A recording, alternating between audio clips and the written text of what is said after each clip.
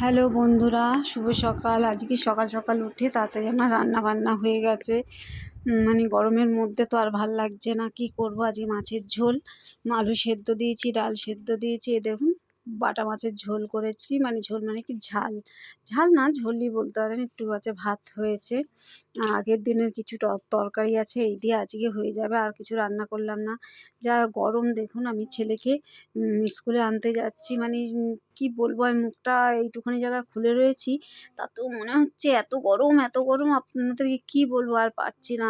মানে হু হু করে লু বইছে। এই গরমে যে শরীরের অবস্থা কি, আর বাচ্চাগুলোর কি অবস্থা, কি হাল হবে, কি বলবো। আর ভাল লাগছে না। এরপরে এনেই তাড়াতাড়ি করে ছেলেটাকে এনেই আবার খাওয়া দাওয়া করে একটুখানি বিশ্রাম নিতে হবে। আবার সন্ধ্যাবেলা আছে আমাদের একটু মেলায় যাওয়া হয়। আমাদের বৈশাখ মাসে মেলাটা বসে, অনেকটাই বড় মেলা। সেই মেলাতে আমরা সবাই যাই। আমার ছেলে তো বায়না করছে যে নিয়ে যেতেই হবে ওকে, আমি এবার মেলায় নিয়ে যাব।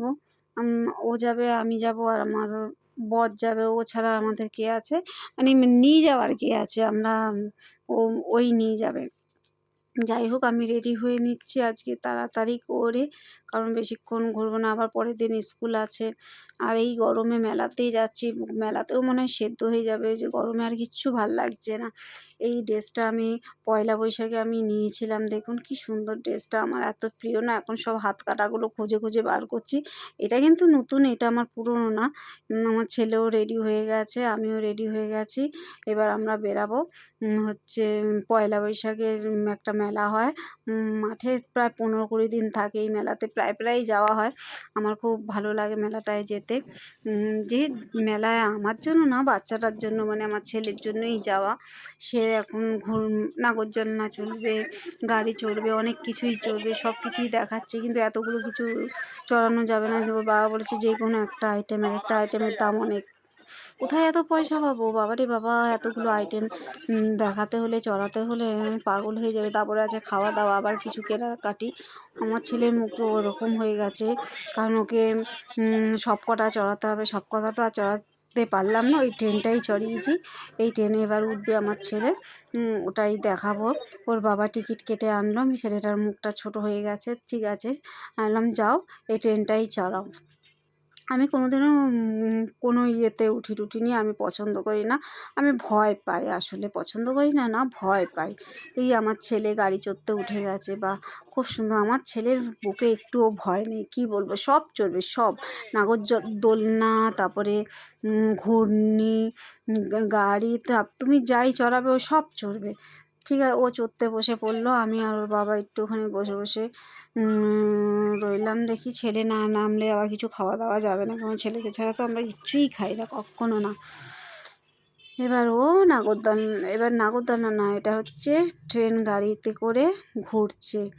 আর আমিও পাশের কাউন্টারে অনেকগুলো ইয়ে এসছে আর কি, সাজাগোজার কাউন্টার থেকে কি দুটো কানের কিনলাম, না একটা নাকচাবি কিনো, এসব কিনে এবার ছেলে খাবে। এই খাওয়া দাওয়ার ইয়েতে চলে আসলাম। আবার আসার সময় বলছে, মা কিছু কটকটি নাও, যে নে, কটকটি নেবে। আর এদিকে আমি ফুচকা খেলাম, আইসক্রিম খেলাম, আর কি খেলাম, ওর বাবা ঘুগনি খেলো, ওর বাবার থেকে একটু ঘুগনি খেলাম।